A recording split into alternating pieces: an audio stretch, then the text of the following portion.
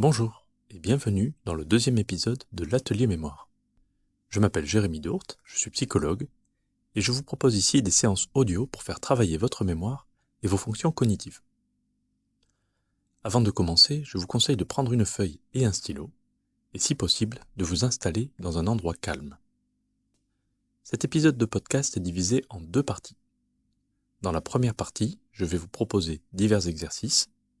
Certains feront travailler la mémoire à court terme, d'autres l'attention ou encore le vocabulaire. N'hésitez pas à mettre sur pause si besoin ou à réécouter.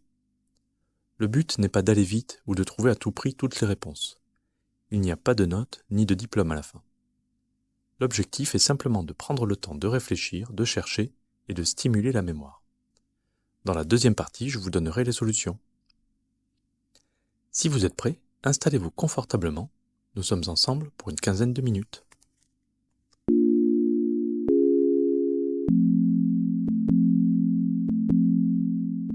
Le premier exercice du jour va mettre en jeu ce qu'on appelle les fonctions exécutives. Pour le dire simplement, c'est notre capacité à organiser un raisonnement. La consigne de l'exercice est la suivante. Vous allez devoir trouver un mot à partir de deux indices n'ayant pas de rapport entre eux. Cet exercice joue sur la polysémie, le fait qu'un mot ait plusieurs sens. Par exemple, quel mot pouvez-vous trouver qui a un rapport à la fois avec stylo et avec pieuvre ? Je vous laisse réfléchir quelques secondes. Un mot qui a un rapport à la fois avec stylo et avec pieuvre. La réponse est encre. L'encre contenue dans un stylo et l'encre que projette la pieuvre pour se protéger. Il y aura ainsi 10 mots à trouver. C'est parti. Numéro 1. Quel mot peut-on trouver en rapport avec pâtisserie et orage ?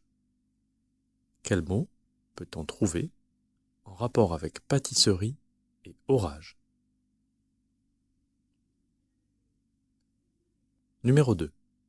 Quel mot peut-on trouver ayant un rapport avec embouteillage et bouteille ? Un mot ayant un rapport avec embouteillage et bouteille.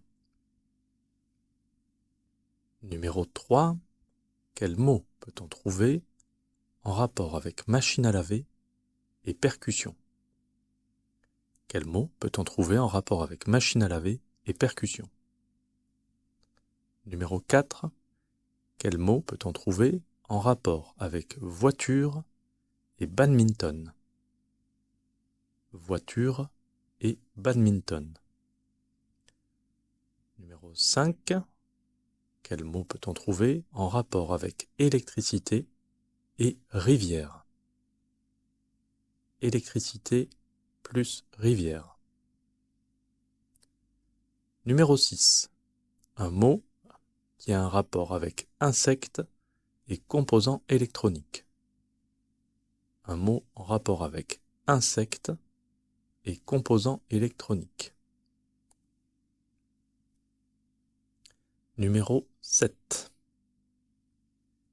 Quel mot peut-on trouver en rapport avec multiplication et meubles ? Multiplication et meubles.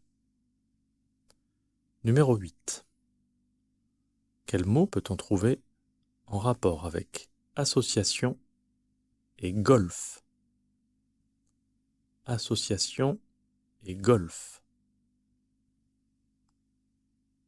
Avant-dernier, numéro 9, un mot ayant un rapport avec problème de vue et légumes secs. Et enfin, le numéro 10, quel mot peut-on trouver en rapport avec porte-documents et vêtements ? Porte-documents et vêtements.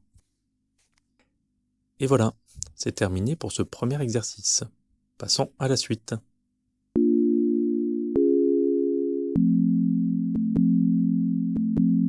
Je vous propose, comme dans le premier épisode, un exercice de fluence verbale, c'est-à-dire un exercice dans lequel il faut trouver un maximum de mots qui appartiennent à une catégorie donnée. À tout âge, cet exercice est bénéfique et stimulant. Vous remarquerez peut-être que les réponses arrivent par vagues successives. On trouve d'abord quelques réponses, puis on a un vide, et d'autres réponses finissent par arriver ensuite. C'est pourquoi je vous laisse un temps relativement long, 2 minutes, pour chercher. Aujourd'hui, vous allez avoir 2 minutes pour chercher des mots en rapport avec la couleur rouge. Il peut s'agir de choses qui sont rouges par nature, comme une tomate, ou bien de choses qui contiennent le mot rouge, comme rouge-gorge. Enfin, je précise que les marques, les titres d'œuvres de fiction, les noms propres, sont autorisés s'ils contiennent le mot rouge. Vous êtes prêts ? C'est parti.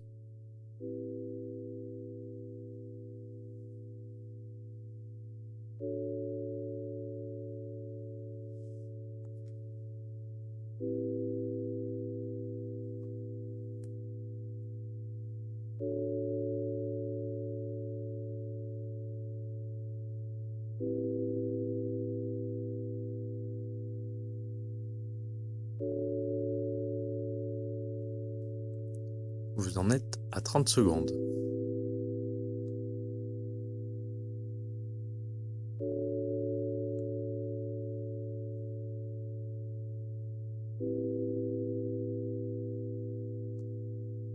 Je vous rappelle qu'il faut trouver des mots en rapport avec la couleur rouge. Pour vous aider, je vous donne un indice. Il y en a plusieurs en rapport avec l'alimentation.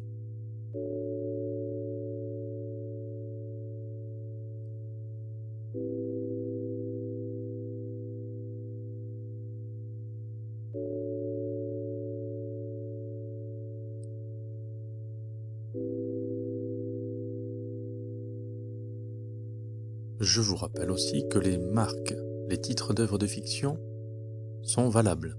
Je vous donne 2 indices. Il y en a en rapport avec des contes pour enfants. Il y en a un aussi dans le nom d'une ville des États-Unis.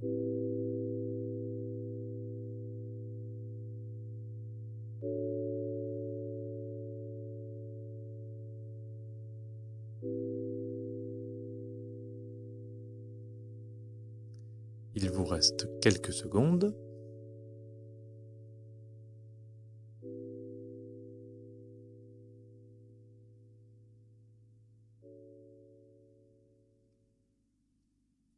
Et voilà, le feu passe au rouge, c'est terminé.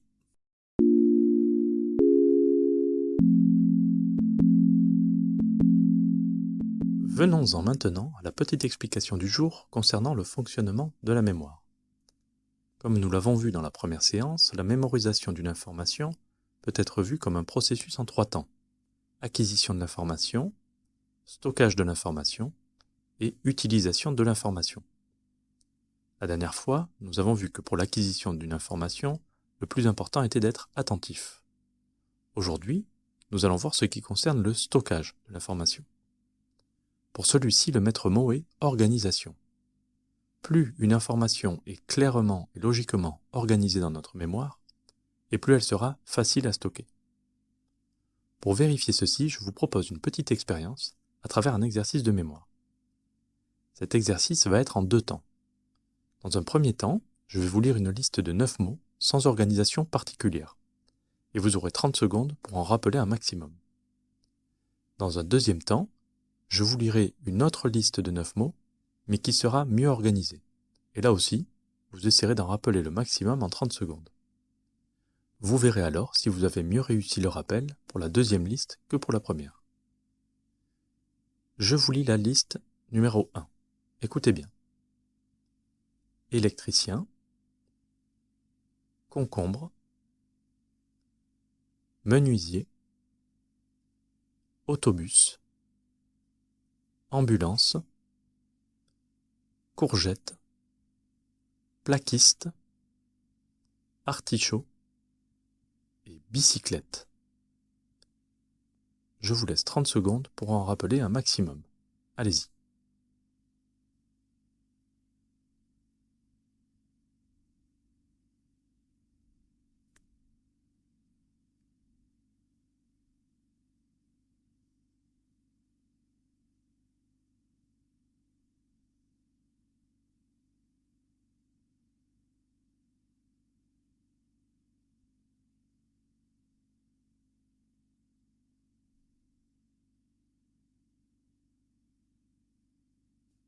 Et voilà pour la première liste. Je vais maintenant vous présenter la deuxième liste. Comme je vous l'avais annoncé, celle-ci sera mieux organisée que la première. En effet, les mots vont être rangés par catégorie. Il y aura 3 mots pour 3 catégories. Écoutez bien. 3 instruments de musique, violon, piano, contrebasse, 3 couverts, couteau, fourchette, cuillère et 3 fruits rouges, fraises, framboises et groseilles. Je vous laisse là aussi 30 secondes. Allez-y.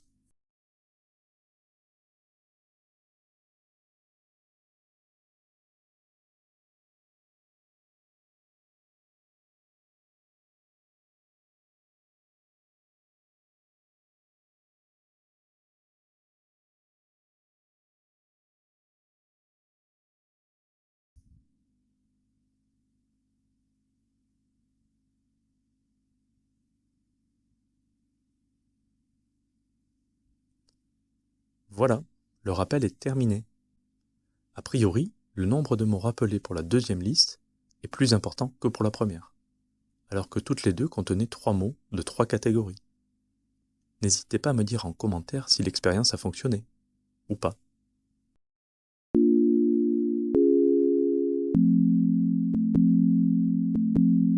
Pour terminer la séance du jour, je vous propose un exercice de mémoire autobiographique. Nos souvenirs sont très sensibles au contexte. C'est pourquoi il arrive que l'on se souvienne très précisément d'un moment de notre vie parce qu'un événement marquant est survenu ce jour-là. L'exercice du jour est donc le suivant. Essayez de vous rappeler où vous étiez lorsque tel ou tel événement historique est survenu. Pour vous aider, je vais vous proposer 4 événements, et selon votre âge, votre histoire, essayez de voir si vous vous souvenez de ce que vous faisiez et où vous étiez lorsque l'un d'entre eux est survenu. Prenez le temps de vous représenter la scène, le lieu, l'ambiance avec qui vous étiez, etc. Je vous donne 4 propositions d'événements. Numéro 1. Où étiez-vous lorsque l'on a marché pour la première fois sur la Lune en juillet 1969 ? Numéro 2. Où étiez-vous lors de l'élection de François Mitterrand le 10 mai 1981 ? Troisième événement. Où étiez-vous lors de la victoire de l'équipe masculine de France de football en 1998 ? Et enfin, dernière proposition. Où étiez-vous lors des attentats du World Trade Center le 11 septembre 2001 ? Si jamais aucun de ces événements ne suscite de souvenirs particuliers, y a-t-il un événement historique qui vous a marqué au point que vous vous souveniez de l'endroit où vous étiez lorsqu'il est survenu ? C'est un exercice que vous pouvez faire pour vous-même, mais qui est aussi très riche à partager. Voilà, la première partie de cet épisode est terminée. Je vous retrouve dans la deuxième partie qui sera consacrée aux solutions des différents exercices qui vous ont été proposés. À bientôt!